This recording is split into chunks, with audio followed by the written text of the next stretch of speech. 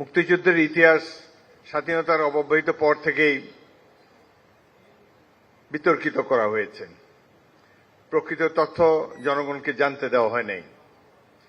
আমাদের দেশের রাজনৈতিক নেতারা নিজেদের গুণগান করে গুণগান শুনে অভ্যস্ত, অন্য কাউকে কোনো কৃতিত্ব তারা দিতে চায় না। এটা হলো বাংলাদেশের ট্র্যাডিশন।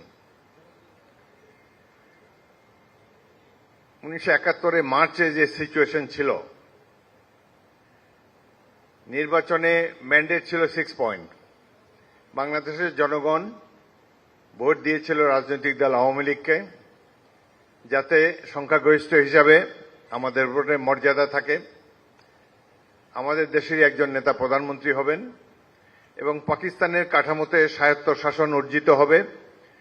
অন্যান্য প্রদেশগুলো যেভাবে Balochistan, Punjab, north West frontier Province যেভাবে সুযোগ সুবিধা পায়, তৎকালীন ইস্ট পাকিস্তানের জন্য একই সুযোগ সুবিধা পায়। এটি ছিল প্যারিটির আন্দোলনের একটি ফলশ্রুতি।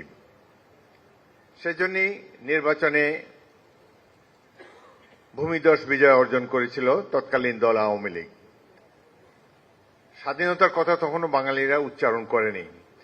25শে মার্চে একটি ভয়াবহ মিলিটারি ক্র্যাকডাউনের কারণেই বাঙালিদেরকে অস্ত্র তুলে নিতে হয়েছে এবং আমাদেরকে স্বাধীনতার দাবি করতে হয়েছে, স্বাধীনতার জন্য যুদ্ধ করতে হয়েছে। কোনো স্বাধীনতা যুদ্ধ এদেশে হতো না যদি ইস্ট বেঙ্গল রেজিমেন্টের 5টি ব্যাটালিয়ন মার্চ মাসে বিদ্রোহ না করত। মুক্তিযুদ্ধ না হলে বাংলাদেশ স্বাধীন হতো না, আর এই সেনাবাহিনীর সদস্যরা বিদ্রোহ না করলে মুক্তিযুদ্ধ হতো না। এটি হলো একটি বাস্তবতা, যেটি স্বাধীনোত্তরকালের ইতিহাসে যথার্থ মর্যাদা পায়নি।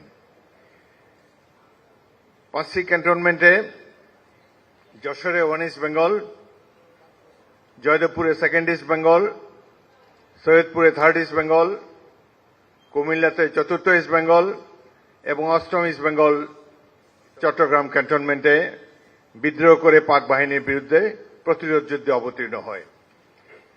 আমাদেরই একজন সিনিয়র সেনা কমান্ডার 8ম ইস্ট বেঙ্গলের উপ অধিনায়ক মেজর জিয়াউর রহমান বীর উত্তম, তিনি স্বাধীনতার ঘোষণা দেন। এটি সর্বজন বিদিত।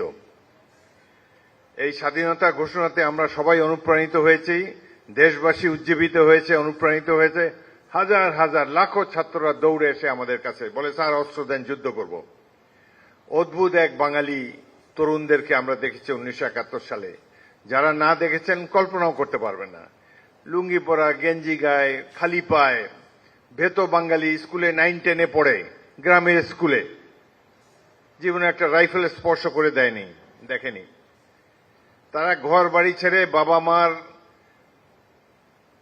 ফ্যামিলির বন্ধন উপেক্ষা করে দৌড়ে এসে জীবন উৎসর্গ করার জন্য আমাদের কাছে উপস্থিত হয়েছে।